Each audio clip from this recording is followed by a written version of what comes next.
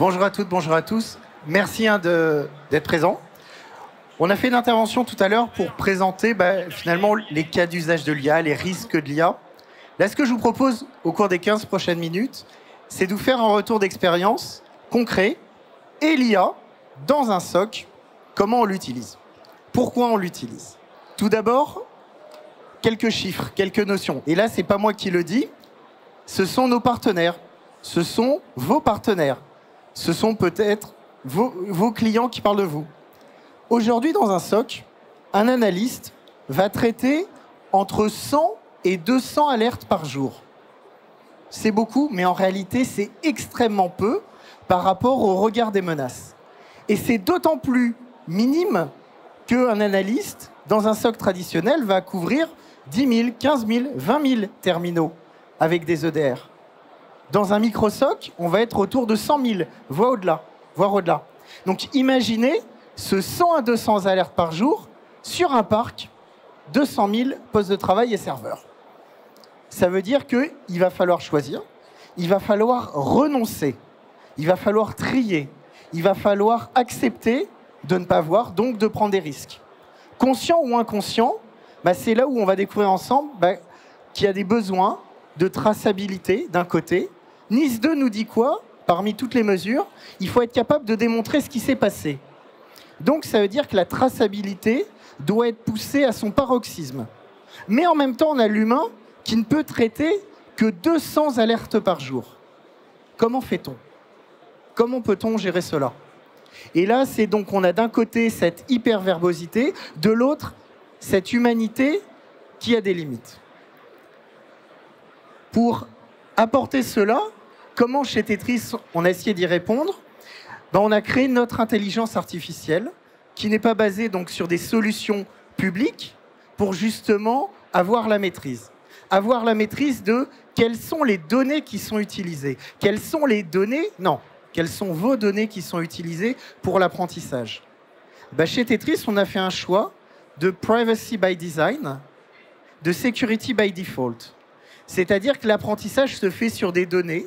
On va parler des empreintes mathématiques des binaires, des fameux SHA-256. On va travailler sur les alertes produites par la plateforme pour mener à bien le cycle d'apprentissage qui est supervisé par l'humain et qualifié par l'humain.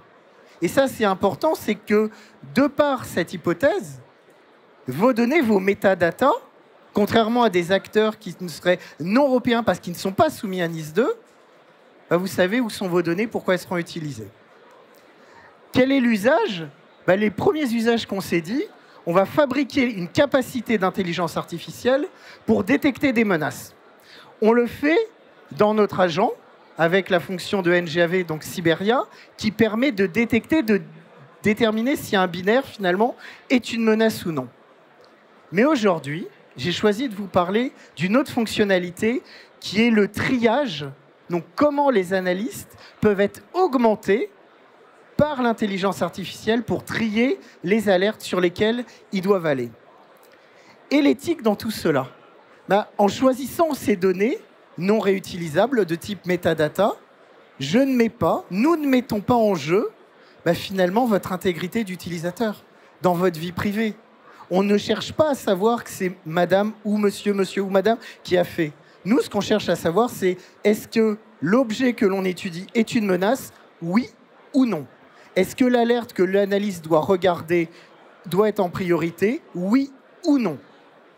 Avec quelques nuances pour justement permettre la priorisation. Mais en aucun cas, dans la manière dont on a construit nos solutions d'IA, on ne met à mal la confidentialité de vos données, mais également, on a pensé aux analystes. Finalement, on va venir les décharger de ces travaux très pénibles. On pourrait comparer le SOC, finalement, aux mineurs de fond à lire, creuser, chercher des logs, regarder dans les menaces toute la journée. Ça nécessite beaucoup d'attention. Les RSSI, les SOC managers, si je vous parle de cyberfatigue, normalement, ça doit vous dire quelque chose. Si on se concentre sur la plateforme Tetris, au niveau du triage, donc qu'est-ce qu'on a fait? On a créé une capacité qui est basée sur l'intelligence artificielle, sur nos infrastructures, sur lesquelles on fait de l'enrichissement. Cet enrichissement est fait au quotidien par les SOC analystes. Et toujours, on met au cœur du dispositif l'humain. Parce qu'on sait que derrière, il y aura des prises de décision qui potentiellement pourraient avoir des conséquences sur l'intégrité, disponibilité ou confidentialité ou continuité de l'entreprise. C'est pour cela aussi qu'on n'a pas fait une intelligence artificielle dite générale, mais des intelligences artificielles dites spécialisées.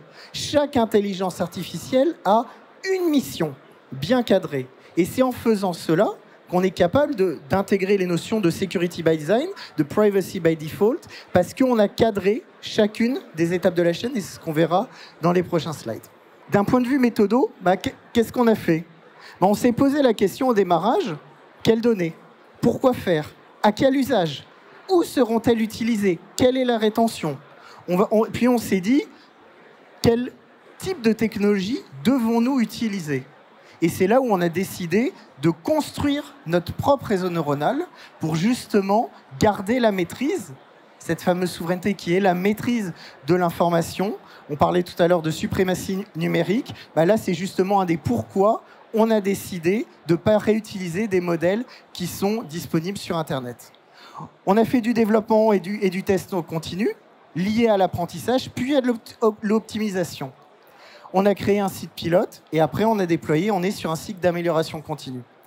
Ce que je vous décris là, d'un point de vue retour d'expérience, ni plus ni moins, c'est un projet IT en même temps. Mais c'est un projet IT dont les résultats sont très intéressants et très structurants. Je vous ai dit tout à l'heure, l'analyste va traiter 100, 200 alertes à la main.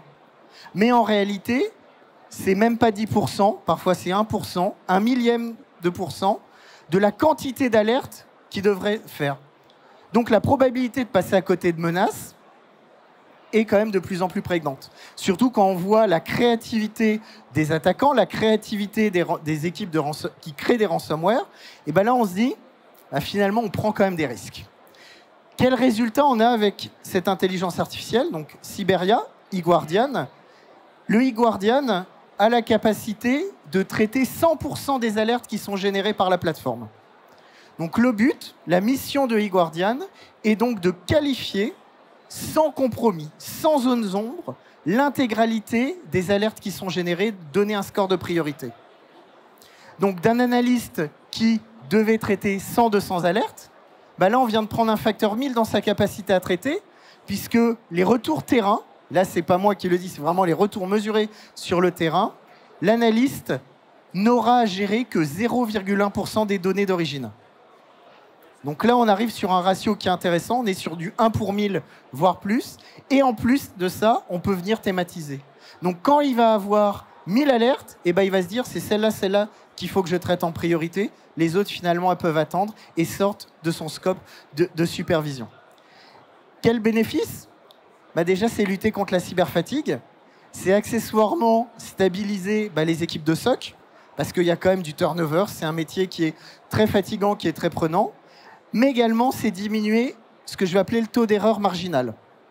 Dans le monde de la médecine, de l'oncologie, les cancérologues analysent les prises d'images.